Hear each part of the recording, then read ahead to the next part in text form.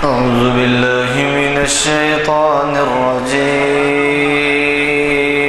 بسم الله الرحمن الرحيم. إنا أنزلناه في ليلة القدر وما أدراك ما ليلة القدر. ليلة القدر خير من ألف شهر. تنزل الملائكة والروح فيها بإذن ربهم من كل أمر سلام هي حتى مطلع الفجر. صدق اللہ العظیم. پہلے تو یہ کہ اعلامیہ نمبر 643 کا پہلا لیکچر ہے، آئٹم ہے آج اس ہفتے کا، جو 11 نومبر سے 16 نومبر تک کا پروگرام رہتا ہے. واز تو ہو چکا قبل از جمعہ ڈاکٹر علی خان فلکی کا. البتہ آج جامع مسجد عالیہ کے کانفرنس ہال میں تاریخ اسلام کی 756ویں نشست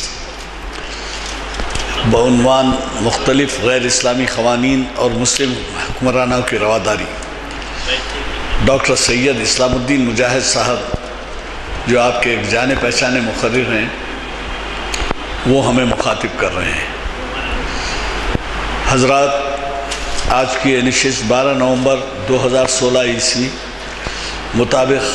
11 صفر 1438 ہجری بروز ہفتہ بعد نماز عصر منعقد ہو رہی ہے. ڈاکٹر سید اسلام الدین مجاہد تعارف محتاج نہیں ہیں، اس لیے کہ انہوں نے ہمارے شاید آج تک 125 محفلوں کو گرمایا ہے. وہ ہمیشہ دوسرے ہفتے کو سیکنڈ سیٹرڈے کی چھٹی آپ کو یاد ذہن میں ہوگی مخاطب کرتے ہیں، لیکن آج جو ہے وہ ورکنگ ڈے حکومت نے اعلان کیا ہے، اور ورکنگ ڈے ہونے کے باوجود انہوں نے رخصت حاصل کر کے ہمارے اس نشست کے لیے اپنے آپ کو سہولت سے یہاں پر پہنچا دیا ہے. حضرات، عنوان سے ہی آپ کے سمجھ میں آ رہا ہوگا کہ آج یہ کتنا اہم عنوان ہے. یہ غیر اسلامی قوانین جو ہیں، وہ غیر اسلامی قوانین ظاہر ہے کہ دنیا کے کئی ممالک میں غیر اسلامی حکومتیں ہیں، اور اسی طرح سے کئی حکومتیں اسلامی حکومتیں رہی ہیں اور ہیں، اور اس میں مسلمانوں کی آبادی کے علاوہ غیر لوگ بھی شہری ہیں وہاں کے. اب آپ زیادہ تر تو انہی سے سنیں گے کہ مسلمان بادشاہ کس طریقے سے غیر اسلامی قوانین کا پاس رکھتے تھے، اور ان کی رواداری تھی کہ غیر اسلام یعنی غیر مسلموں کو ان کے اپنے قوانین پر، رواج پر، رسومات پر عمل کرنے کی ان کو سہولت تھی، اجازت تھی. سب چھوٹی سی بات بتاتا ہوں کہ آپ کو، کیونکہ آپ نہیں تو پھر میں ان کے حدود میں مداخلت کروں گا آج کے تقریر کے، کہ صرف آصف جاہی حکومت کو لے لیجئے، جس میں سے آپ میں تو کئی بچے تھے ہوں گے. سن 48 میں پولیس ایکشن ہوا، تو 48 سے آج 52 اور 15 تقریباً 70 سال ہو گئے. تو 70 سال پہلے تک جو حکومت تھی، اب شاید یہاں 70 سال کی عمر کے لوگ ہیں یا نہیں ہے پتہ نہیں، تو 70 سال پہلے جو حکومت تھی، اس حکومت میں اعلیٰ حضرت حضور نظام یعنی یعنی ان کو کہتے ہیں ساورین تھے حکومت کے، یعنی اقتدار اعلیٰ ان کے ہاتھ میں تھا. یہ نہیں تھا کہ انگریزوں کے غلام تھے، ایسا نہیں تھا. سپریم کورٹ کا فیصلہ ہے، بعد کو جب لڑائی جھگڑے ہوئے تو انہوں نے فیصلہ قرار دیا کہ نظام اپنے دور کے ساورین رہے ہیں، مقتدر اعلیٰ رہے ہیں، کسی کے غلام نہیں تھا۔ ان کے دور میں کئی مناظر، ان سے پہلے کے بھی آصفی حکومت کے دور میں اور مغلوں کے حکومت کے دور میں کئی ایسے مناظر ہیں جن کو کہ جو ہے یہ نہیں کہ وہاں کیا ہوتا تھا اسی کے بارے میں خاموشی اختیار کی گئی، بلکہ ان کو امداد بھی دی گئی۔ ایسے آپ کئی مناظر ہیں یہاں پر جا کے دیکھیں گے تاریخی، تو اس میں یہ نظام کا عطیہ ہے، یہ نظام کا کپ ہے، یا نظام کا سمجھیے گولڈ میڈل میں لکھا ہوا ہے، گولڈ کے اندر انسکرائب یعنی تحریر ہے۔ تو ایسی ان کی رواداری تھی۔ اب اس سے زیادہ میں اس لیے نہیں بولتا کہ وقت کم ہے اور ہمارے مخیر صاحب کو شاید 5:40 کو ختم کرنا پڑے گا اور مغرب کا وقت جلدی ہوتا ہے، لہٰذا میں ان سے گزارش کرتا ہوں کہ شہنشین پر تشریف لائیں، اور آپ سے گزارش ہے کہ جن حضرات کو اگر یہ اعلامیہ نہ ملے ہوں تو تازہ جو اعلامیہ ہیں وہ حاصل کرتے ہوئے جائیں۔ قابل احترام محترم غلام یزدانی صاحب، بزرگان ملت اور عزیز نوجوان ساتھیوں، السلام علیکم ورحمۃ اللہ وبرکاتہ۔ آج تاریخ اسلام کی 756ویں نشست کے لیے میں نے جس عنوان کا انتخاب کیا وہ ہے مختلف غیر اسلامی قوانین اور مسلم حکمرانوں کی رواداری۔ یہ عنوان لینے کی ایک اہم وجہ یہ ہے کہ آپ گزشتہ 2 مہینے سے دیکھ رہے ہیں کہ ہندوستان میں مسلمانوں کی شریعت ایک موضوع بحث بنی ہوئی ہے۔ مسلمانوں کے پرسنل لا کے تعلق سے مختلف باتیں بیان کی جا رہی ہیں، جس سے ملک میں ایک قسم کی بے اطمینانی پائی جا رہی ہے۔ ایسے وقت میں نے مناسب سمجھا کہ بجائے مسلم پرسنل لا اور اس کے فوائد اور اس پر جو اعتراضات ہوتے ہیں اس کے جوابات کی بجائے ہم یہ بتانے کی کوشش کریں کہ جب مسلمان خاص طور پر اس ملک میں 1000 سال تک جب حکومت کیے ہیں اور یہاں کے ہر چیز کے معاملے میں وہ خود مختار تھے، لیکن انہوں نے کس طریقے سے یہاں کے عوام کے مذہبی رسومات اور ان کے عقائد کا تحفظ کیا۔ مختصر وقت میں آپ کے سامنے ان باتوں کو رکھنا چاہتا ہوں، یہ اس لیے کہ تاریخ قوموں کا حافظہ ہوتی ہے۔ اگر ہم تاریخ کا مطالعہ نہیں کریں گے تو لازمی چیز ہے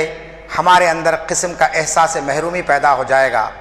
اور ہم یہ سمجھنے لگیں گے کہ ہمارے اسلاف نے بزور طاقت اسلام کو پھیلایا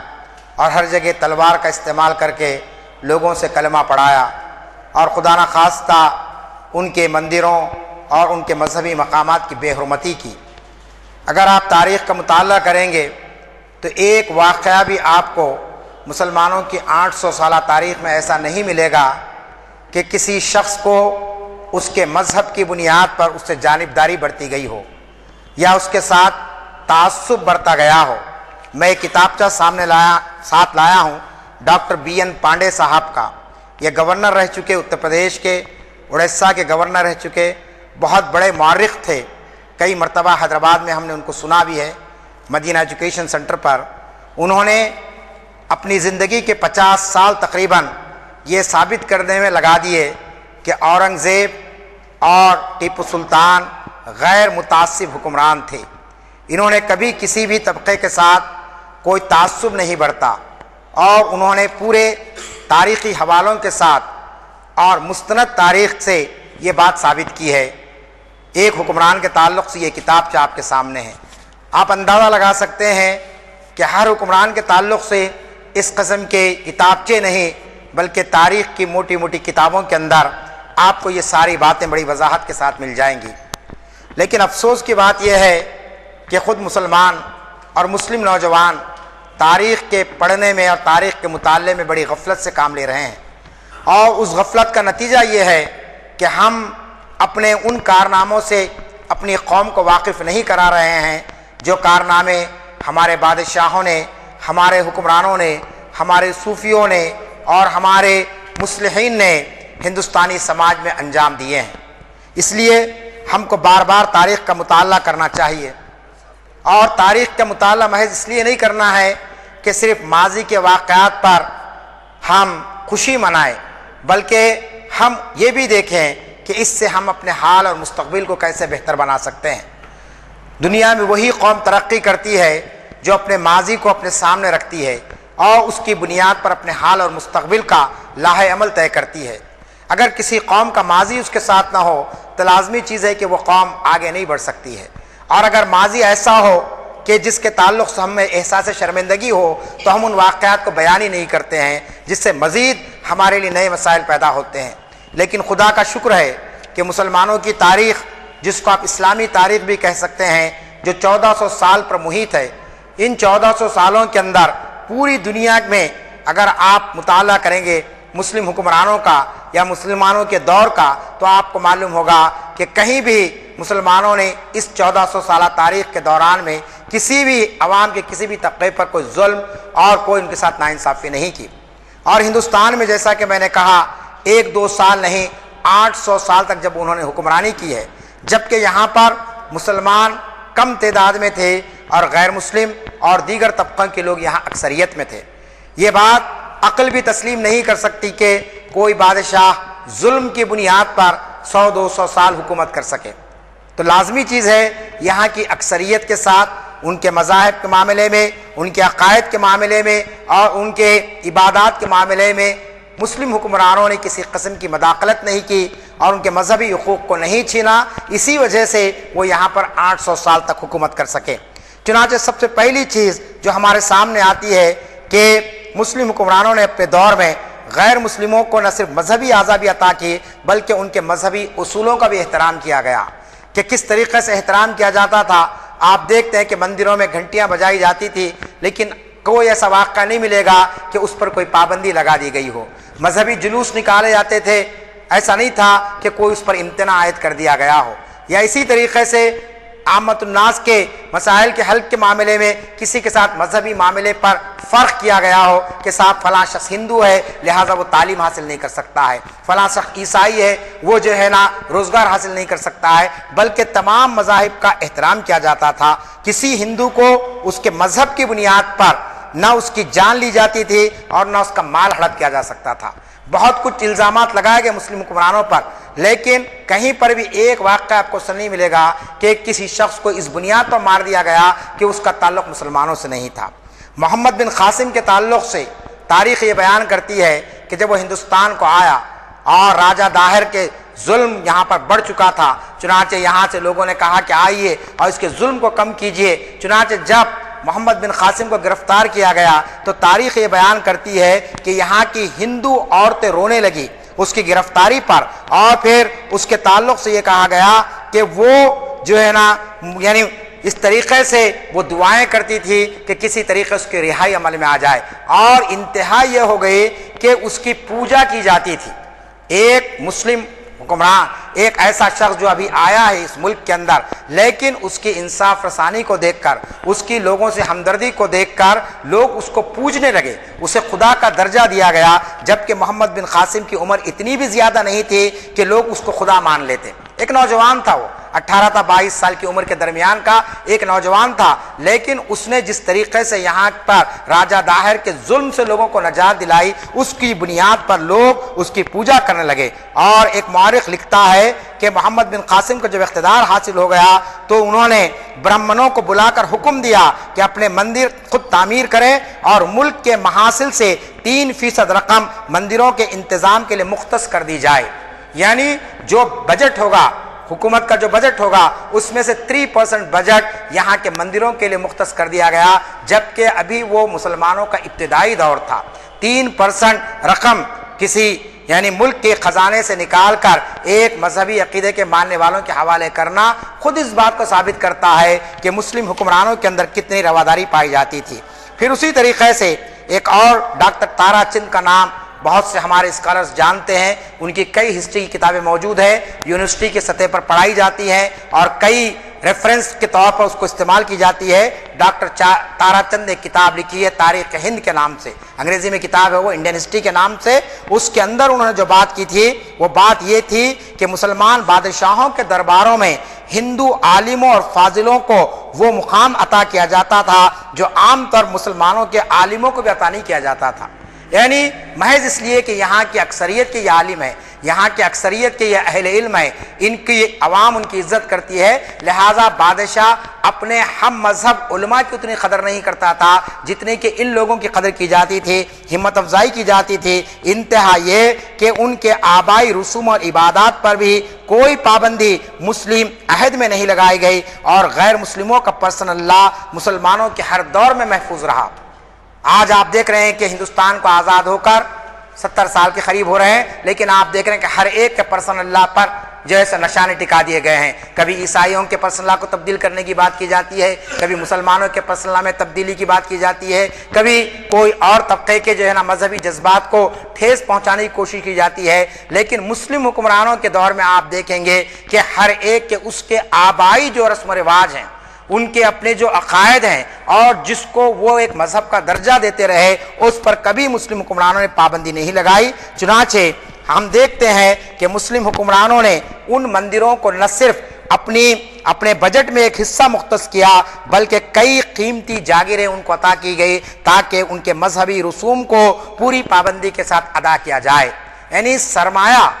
فائنانس کبھی کوئی مسئلہ نہیں رہا۔ یہ ہو سکتا تھا کہ شاہی نظام تھا، بادشاہی نظام تھا اور بادشاہ جو کہ مسلمان ہو جاتا تھا اور اس کے لیے ضروری نہیں تھا کہ وہ کسی خاص مندر کے لیے یا کسی خاص مذہبی مقام کے لیے کوئی جو ہے نا اس کے لیے جاگیر مختص کر دے۔ لیکن ہندوستان کے کئی شہروں کے اندر آج بھی ایسی جاگیرات ہم کو نظر آتی ہے جو مسلم حکمرانوں کی جانب سے دی گئی، جن میں خاص طور پر علی گڑھ، متھرا اور بنارس کے یہ وہ مندر ہیں کہ جہاں کے تعلق سے اورنگزیب کے فرامین آج بھی تاریخ کی کتابیں موجود ہیں۔ بی این پانڈے صاحب کی میں نے کتاب اسی لیے لائی یہاں پر کہ آپ دیکھتے ہیں کہ بی این پانڈے صاحب نے اس مختصر کتاب چارٹ کے اندر اورنگزیب کی اس فیاضی کو بیان کیا ہے اور ان فراغ دلانہ عطیات کو بیان کیا ہے جو یعنی ہندو حکمرانوں کے دور میں بھی ان کو عطا نہیں کیے جاتے ہیں، جبکہ اورنگزیب پر اتنا بڑا الزام لگایا جاتا ہے کہ وہ بڑا متعصب تھا۔ حضرت شبلی نے ان کے تعلق سے جو شعر کہا ہے اس کو بی این پانڈے صاحب نے یہاں پر کوٹ کیا کہ تمہیں لے دے کے ساری داستاں میں یاد ہے اتنا کہ اورنگزیب ہندو کش تھا، ظالم تھا، ستمگر تھا۔ آج ہر شخص یعنی جو بھی تاریخ لکھنے والے ہیں تعصب کی عینک لگا کر اورنگزیب کو بڑا ستمگر ثابت کرتے ہیں، بڑا جو ہے نا ہندوؤں کا بڑا قاتل تصور کرتے ہیں اور ستمگر تصور کرتے ہیں۔ لیکن تاریخ کے حوالے سے ہم کو جو بات معلوم ہوتی ہے کہ انہوں نے بڑی قیمتی جائیدادیں اور بڑے قیمتی مقامات مندروں کے حوالے کیے۔ چنانچہ یہ مصنف لکھتے ہیں کہ ہندوستان ایک وسیع ملک ہے جس میں ہزاروں مندر چاروں طرف پھیلے ہوئے ہیں۔ اگر تحقیق کی جائے تو مجھے یقین ہے کہ ایسے کئی واقعات ملیں گے جس سے اورنگزیب کے غیر مسلموں کے ساتھ فیاضانہ سلوک کا پتہ چلے گا کہ انہوں نے اس دور میں ہزاروں روپیے اس مندروں کی جو ہے نا انتظام کے لیے حوالے کر دیے۔ اور پھر ایک دوسرا مورخ ایک بات لکھتا ہے مسلم حکمرانوں کی مذہبی رواداری کے تعلق سے، وہ یہ لکھتا ہے، ان کا نام ہے کے ایم پانیکر۔ یہ بھی بہت میں نے جو کوٹیشنز لیے ہیں یہ 20ویں صدی کے مورخین ہیں، ایسا نہیں ہے کہ صاحب 17ویں صدی کی کوئی تاریخ بیان کی جا رہی ہے یا مسلم دور میں جو تاریخ لکھی گئی اس کو بیان کیا گیا ہے۔ یہ سروے آف انڈین ہسٹری، یہ کتاب بہت ہی مشہور کتاب ہے پانیکر صاحب کی۔ انہوں نے اپنی اس کتاب کے اندر جو بات لکھی وہ یہ ہے کہ مسلمانوں کے عہد میں ہندو سوسائٹی جوں کی تو رہی، اس لیے کہ حکومت کا مقامی نظم و نسق ہندوؤں کے ہاتھوں میں رہا۔ اونچے عہدیدار تو مسلمان ہوتے تھے لیکن نظم و نسق کے تمام عہدے ہندوؤں کے حوالے کر دیے گئے تھے اور انہی کے ذریعے مالگزاری وصول کی جاتی تھی، انہی کے ذریعے عدالتوں کے فیصلے کیے جاتے تھے۔ اب آپ بتائیے کہ ٹیکس کا وصول کرنا یہ کتنا اہم شعبہ ہوتا، ریونیو کا۔ وہ اس دور میں جبکہ مسلمان بادشاہوں کے عروج کا دور تھا، ایسے وقت ریونیو کا پورا نظام ان لوگوں نے ہندوؤں کے حوالے کر دیا تھا۔ چنانچہ راجے، مہاراجے اور جاگیردار، منصبدار وغیرہ وغیرہ یہ سارے کے سارے یہاں پہ غیر مسلم تھے۔ مسلمان تو تھوڑے بہت تھے اور جو دربار کے حد تک تھے، اور پھر عام جو مسلمان تھے وہ اپنا روزی روٹی میں لگے ہوئے رہتے تھے۔ ایسا نہیں تھا کہ مسلمانوں کا دور حکومت تھا تو ہر مسلمان کو کوئی وظیفہ مل جا رہا تھا، اس کو کوئی کمانے کی ضرورت نہیں تھی، اس کو جو ہے نا کوئی تجارت کرنے کی ضرورت نہیں تھی۔ اگر آپ مسلمانوں کے دور کو پڑھیں گے تو مسلمان اس دور میں بھی عام مسلمان محنت کرتا تھا، اس دور میں بھی عام مسلمان جو ہے نا عام لوگوں کی طرح زندگی بسر کرتا تھا۔ اب جو خواص ہوتے تھے بہرحال ان کی اپنی قابلیت کی بنیاد پر، ان کے اپنے تجربات کی بنیاد پر ان کو کچھ منصب دے دیے جاتے تھے، کچھ عہدے دے دیے جاتے تھے، لیکن عام لوگوں کے ساتھ جس قسم کا سلوک کیا جاتا تھا اس کو پانیکر جیسا مورخ لکھتا ہے کہ ریونیو کا سسٹم پورا کا پورا یہاں کا غیر مسلموں کے حوالے تھا۔ اور پھر انصاف رسائی کے معاملے میں عدالتیں تھیں اس دور میں بھی، سسٹم ایسا نہیں تھا ہوگا، کوئی الگ نظام تھا، لیکن بہرحال جب بھی کوئی شخص آتا مظلوم تو انصاف کے معاملے میں بھی غیر مسلم ججوں کو رکھا گیا تھا تاکہ یہاں کی اکثریت کو اس بات کا اطمینان حاصل ہو کہ ان کے ساتھ مسلم بادشاہ ہونے کی بنیاد پر کوئی ناانصافی نہیں کی جائے گی، بلکہ ان کو انصاف دیا جائے گا اور ان کے ساتھ جو کچھ بھی ناانصافی اس کو ختم کیا جائے گا۔ پھر اسی طریقے سے آپ دیکھتے ہیں کہ مذہبی معاملات کے اندر مسلمان حکمرانوں نے غیر مسلموں کے مذہب کی توہین کر کے کبھی نہ ان کی دل شکنی کی اور نہ ان کے مذہبی معاملات میں کبھی بیجا مداخلت کی۔ آپ جانتے ہیں کہ انسان ہر چیز کو برداشت کر سکتا ہے، لیکن اپنے مذہب کے معاملے میں یا مذہبی شاعر کے معاملے میں اگر کوئی چیز غلط بات کہے تو لازمی چیز ہے کہ اس کی دل شکنی ہوتی ہے، اور وہ جو ہے نا حکومت کے خلاف میں یا پھر معاشرے کے اندر وہ فتنہ اور فساد کے تیار ہو جاتا ہے۔ چنانچہ مسلم حکمرانوں نے کبھی کسی بھی مذہب کے ماننے والے کی یہ کہہ کر دل شکنی نہیں کی ہے کہ ارے تم ایک خدا کے بجائے کئی خداؤں کی پوجا کرتے ہیں، کہیں بھی یہ نہیں کہا کہ تمہارے پاس نکاح کا یہ نظام ہے، کبھی یہ نہیں کہا کہ تمہاری عبادت کے یہ طریقے غلط ہے، کیونکہ یہ کہنا بھی دراصل اس شخص کی دل شکنی ہوتی تھی۔ چنانچہ اورنگزیب کا ایک فرمان میں آپ کے سامنے رکھوں گا کہ انہوں نے ایک غیر مسلم کو ایک اعلیٰ عہدے پر فائز کیا، فائز کرنے کے بعد کچھ مسلمان ان کے پاس گئے اور انہوں نے کہا کہ یہ شخص غیر مسلم ہے اور آپ نے اس کو عہدہ دے دیا، تو اورنگزیب کے الفاظ یہ تھے کہ یہ شخص غیر مسلم ہے لیکن یہ انصاف کرنے والا شخص ہے، اور ہمارا قرآن کی وہ آیت انہوں نے کوٹ کی، بی این پانڈے صاحب نے بھی اس کو لکھا ہے کہ لکم دینکم ولی دین، کہ اس کا دین اس کے لیے ہے، ہمارا دین ہمارے لیے۔ ہم یہاں پر مذہب کی بات نہیں کر رہے ہیں، ہم یہاں حکومت کی بات کر رہے ہیں، یہاں ہم انتظام حکومت کو بہتر انداز میں چلانا چاہتے ہیں۔ چنانچہ یہ لفظ انہوں نے قرآن کا حوالہ دیتے ہوئے ان لوگوں کی زبان خاموش کر دی جو اس شخص کی شکایت لے کر ایک مسلم بادشاہ کے پاس آئے تھے۔ اس سے آپ اندازہ لگا سکتے ہیں کہ کس قسم کے وہاں پر صورتحال تھی۔ پھر اسی طریقے سے انتہا یہ کہ جب کسی ہندو سردار کا انتقال ہوتا تو اس کی جائیداد اور میراث کا فیصلہ بھی خود ہندو کرتے تھے، اس میں مسلم قاضی یا مسلم بادشاہ یا مسلم گورنر کا اس میں کسی قسم کا کوئی رول نہیں ہوتا تھا۔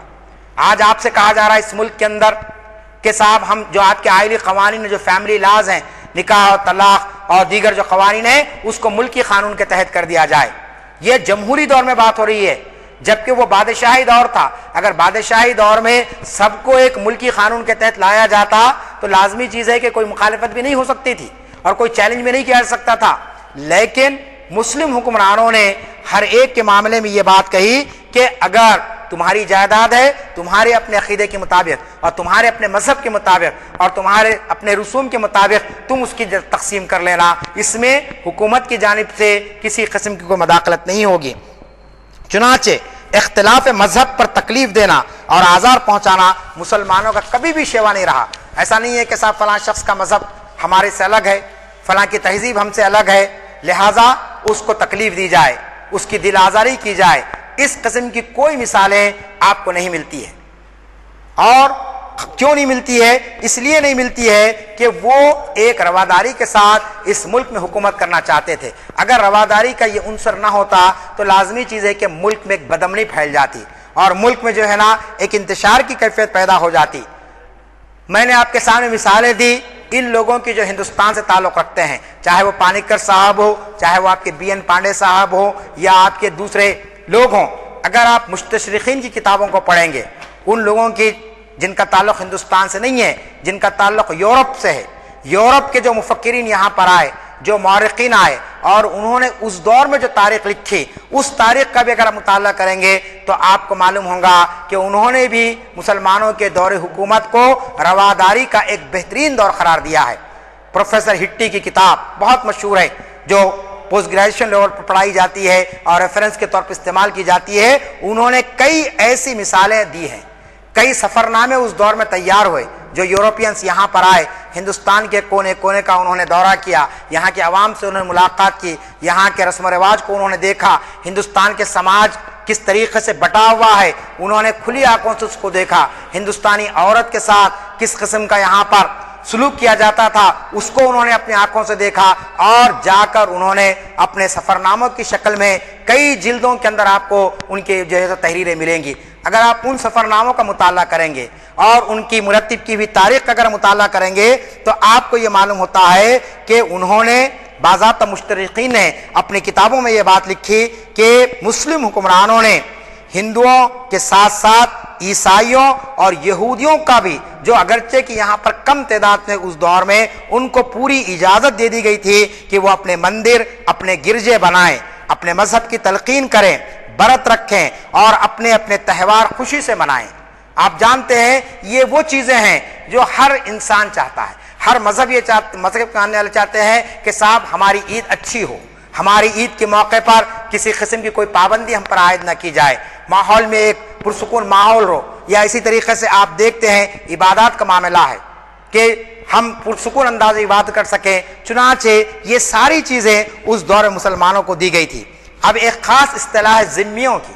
اسلامی تاریخ اگر آپ مطالعہ کریں گے تو عرب کی تاریخ میں بھی یہ لفظ آپ کو ملے گا، اور پھر قرون اولیٰ کے مسلمانوں میں جہاں جہاں مسلمان پہنچے، اگر آپ ہندوستان سے ہٹ کر دیکھیں گے، ہندوستان میں بھی جو لوگ تھے یہاں پر جنہوں نے اسلام قبول نہیں کیا ان کو آپ ذمی کہیں گے۔ چنانچہ ذمیوں کے معاملے میں اسلامی تاریخ اس بات کی شہادت دیتی ہے کہ خلفائے راشدین سے لے کر بنو امیہ ہو یا بنو عباس کا دور ہو یا اس کے بعد کے ادوار ہوں یا پھر ہندوستان کا یہ پورا دور ہو، اس میں کسی ذمی کو اس بات کے لیے مجبور نہیں کیا گیا کہ وہ کسی عہدے کو حاصل کرنے کے لیے اسلام قبول کر لے،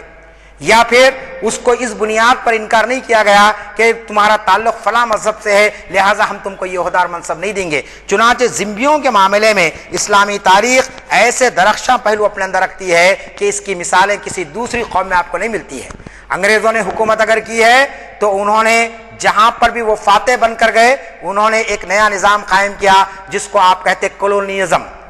یعنی نوآبادیاتی نظام، ایک کالونی بنا کر رکھ دیا انہوں نے۔ ہندوستان 1947 سے پہلے ایک کالونی کہلاتا تھا۔ کیوں کہلاتا تھا کالونی؟ اس لیے کہ یہ ملک آزاد نہیں تھا، یہ کوئی ساورن کنٹری نہیں کہلاتا تھا، ایک کالونی تھا، اور کالونی میں جو لوگ رہتے ہیں ان کے حقوق بڑے محدود ہوتے ہیں، ان کی آزادیاں بڑی محدود ہوتی ہے، وہ ان کو جو ہے نا تعلیم کے وہ مواقع حاصل نہیں ہوتے ہیں جو ایک آزاد قوم کو حاصل ہوتے ہیں، معاش کے ان کو وہ موقع حاصل نہیں ہوتے ہیں جو دیگر لوگوں کو حاصل ہوتے ہیں۔ لیکن مسلمان کہیں پر بھی گئے تو وہ فاتح اور مفتوح کے درمیان میں کوئی فرق نہیں کیے، انہوں نے یہ نہیں کہا کہ ہم فاتح ہیں اور یہ قوم مفتوح ہے لہٰذا ان کی آزادی چھین لی جائے یا ان کے حقوق کو سلب کر لیا جائے، بلکہ انہوں نے ذمیوں کے حقوق کے معاملے میں آپ دیکھتے ہیں کہ ان کو پوری آزادی دی گئی کہ وہ اپنے مذہب کے بنیاد پر عمل کریں، ان کے اصولوں پر چلیں، اور ان کی جان، ان کی مال اور ان کی عزت و آبرو کا تحفظ کی ذمہ داری حکمرانوں نے اپنے سر پر لی۔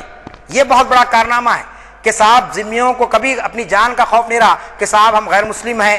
ہم جو ہے نا عیسائی ہیں یا ہم یہودی ہیں، کہیں مسلمان آ کر ہم پر حملہ نہ کر دیں گے، بلکہ حکمرانوں نے واضح ہدایت جاری کی تھی کہ ان کی جان اور ان کا مال اور ان کی عزت و آبرو کی حفاظت کرنا تمہاری ذمہ داری ہے۔ چنانچہ تاریخ اسلام کے اندر آپ کو ایک ادنا واقعہ ایسا نہیں ملے گا کہ کسی ذمی کو بیجا مار دیا گیا ہو یا کسی کا مال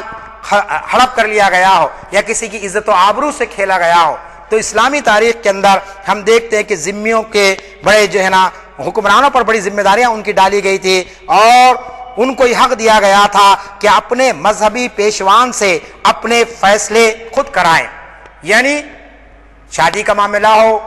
یا جائیداد کا معاملہ ہو یا جائیداد کی تقسیم کا معاملہ ہو یا کوئی معاملہ ہو، ان ذمیوں کو اختیار دیا گیا تھا کہ وہ اپنے مذہبی پیشوا سے مشورہ لے اور اپنے مذہب کے اصولوں کی بنیاد پر ان کا جو فیصلہ ہوگا وہ اس کو قبول کر لے۔ اس میں مسلم حکمران کی جانب سے یا مسلم عہدیدار کی جانب سے یا مسلم قانون ان پر نافذ نہیں کیا جائے گا۔ مسلم قانون تو موجود تھا 1400 سال سے قرآن و حدیث کی شکل میں. مسلمان یہاں پر آئے بحیثیت مسلمان کے، وہ قرآن بھی لے کر آئے، حدیث بھی لے کر آئے، فقہ بھی لے کر آئے، لیکن انہوں نے یہاں پر قرآن کے سارے اصولوں کو یہاں پر بزور طاقت نافذ نہیں کر دیا. انہوں نے اسلامی نظام کو قائم نہیں کر دیا یہاں پر، بلکہ انہوں نے ان لوگوں کو اپنے حقوق عطا کیے، اور اس کا نتیجہ یہ نکلا کہ آپ دیکھتے ہیں کہ خاص طور پر ہندوستان میں اور پوری دنیا کے اندر جہاں جہاں مسلمانوں نے حکومت کی، کسی کے مذہبی اعتقادات کو لے کر کبھی جو ہے سو کوئی فتنہ اور فساد نہیں ہوا. آپ ہندوستان کی پوری تاریخ پڑھ لیجئے، آزادی کے بعد سے لے کر اب تک جتنے فرقہ وارانہ فسادات ہوئے ہیں مسلمانوں کی 1000 تاریخ میں، آپ کو اس کا کوئی تصور بھی آپ کو نظر نہیں آئے گا. اکا دکا واقعات ہوئے ہیں حکمرانوں کے، جیسا کہ الزام لگایا جاتا ہے کہ صاحب اورنگزیب نے کوئی مندر کو توڑا، یا پھر یہ کہا جاتا ہے کہ فلاں نے یہ کیا، جیسا کہ اس کے تعلق سے کہا جاتا ہے محمود غزنوی کے تعلق سے کہ اس نے سومناتھ کے مندر پر چڑھائی کی. لیکن اگر آپ تہہ میں جائیں گے، اگر تاریخ کو غیر جانبدار انداز میں پڑھیں گے، تو آپ کو معلوم ہوگا کہ یہاں مذہبی جذبہ نہیں تھا، کچھ سیاسی وجوہات تھی جس کی بنیاد پر یہ کام کرنا پڑا. آپ کو معلوم ہونا چاہیے کہ اورنگزیب نے گولکنڈے میں ایک مسجد کو ڈھا دیا.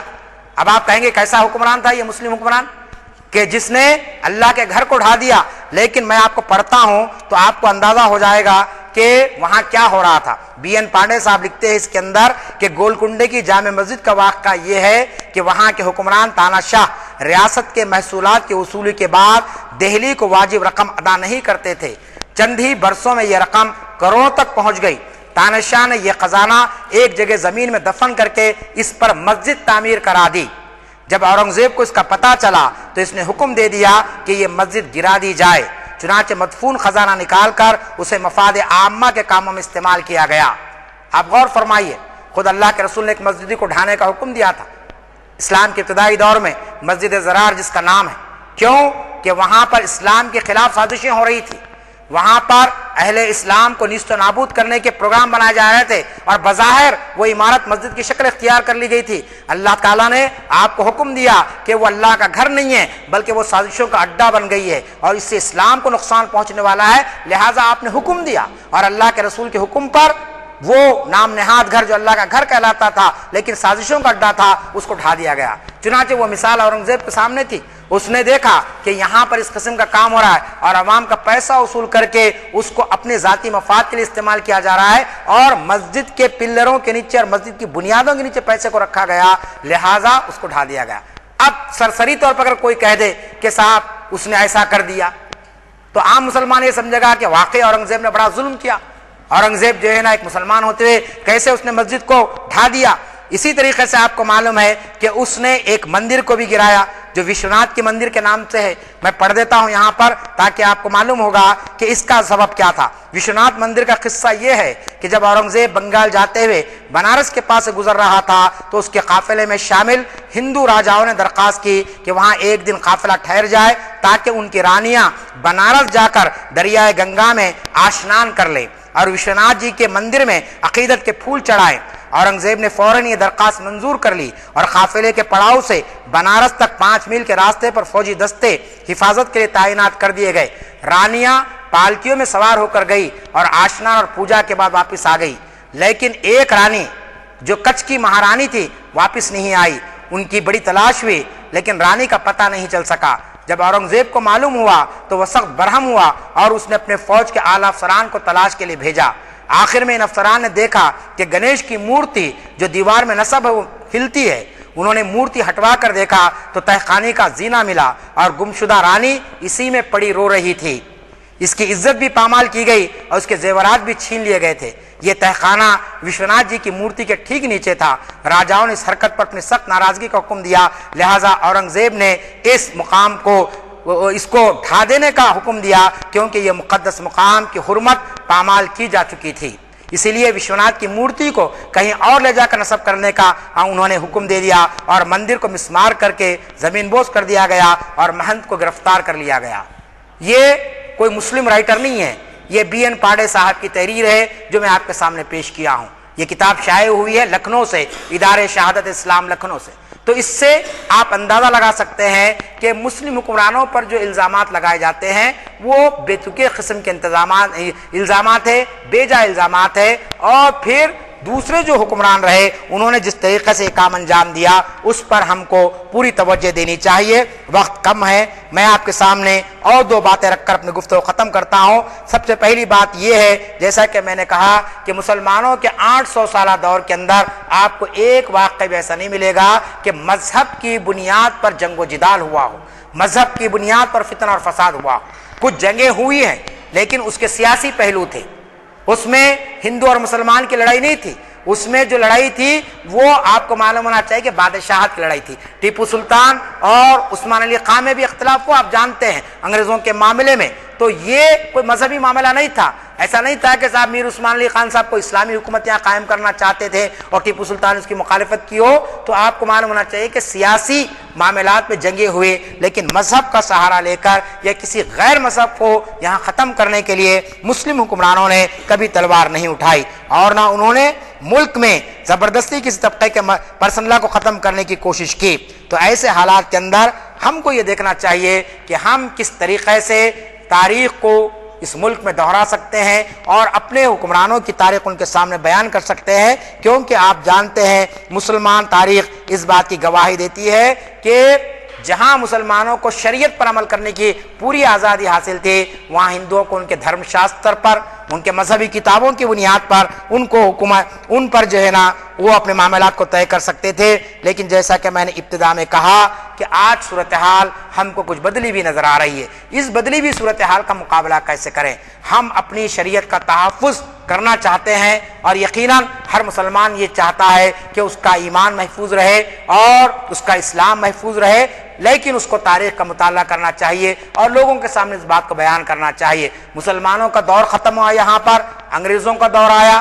آپ کو معلوم ہونا چاہیے انگریزوں نے بھی اپنے دور میں کسی طبقے کے مذہبی عقائد کو نہیں چھیڑا، کبھی بھی انہوں نے کسی کے پرسنل لا کو ختم کرنے کی کوشش نہیں کی۔ چنانچہ آپ دیکھتے ہیں کہ انگریزوں کے تعلق سے یہ بات بہت مشہور ہے کہ انگریزوں نے شریعت اسلامی کی مخالفت کی ضرورت نہیں کی، کیونکہ انہیں اندازہ تھا کہ مسلمان سلطنت دے سکتا ہے، شریعت سے دستبردار نہیں ہو سکتا ہے، کہ سلطنت چلے گی مسلمانوں کی، 800 سال کی حکومت ختم ہو گئی، لیکن اس کے باوجود مسلمان اپنی شریعت پر کاربند رہے یہاں پر۔ چنانچہ شریعت ایکٹ انگریزوں کا بنا ہوا ہے 1938 میں، جس کی آج گونج آپ دیکھ رہے ہیں کہ ہم یہی چاہ رہے ہیں کہ جو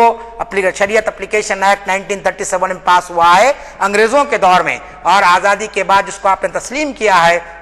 اس کے تحت مسلمانوں کو آزادی دی جائے، مذہبی آزادی دی جائے اور ان کو شریعت پر چلنے کی آزادی، اس کو ختم یعنی شریعت میں چلنے کی آزادی دی جائے۔ لیکن جیسا کہ ہم دیکھ رہے ہیں کہ مسلمانوں کے ساتھ ساتھ دیگر طبقوں کی مذہبی آزادی کو ختم کرنے کی تیاری کی جا رہی ہے، یکساں سول کوڈ کی بات کی جا رہی ہے اور دیگر ایشوز کو یہاں پر یعنی پھیلایا جا رہا ہے۔ ایسے وقت اہل علم طبقے کی یہ ذمہ داری ہے کہ وہ مذہبی رواداری جو مسلمانوں نے اس ملک کو ایک تاریخی حقیقت کے طور پر دی ہے، اس کا بار بار لوگوں کے سامنے چرچا کرے اور یہ بتانے کی کوشش کرے کہ مسلمانوں نے کس طریقے سے یہاں پر حکومت کی اور کس طریقے سے دیگر مذاہب کا انہوں نے احترام کیا۔ اگر یہ احترام نہ کرتے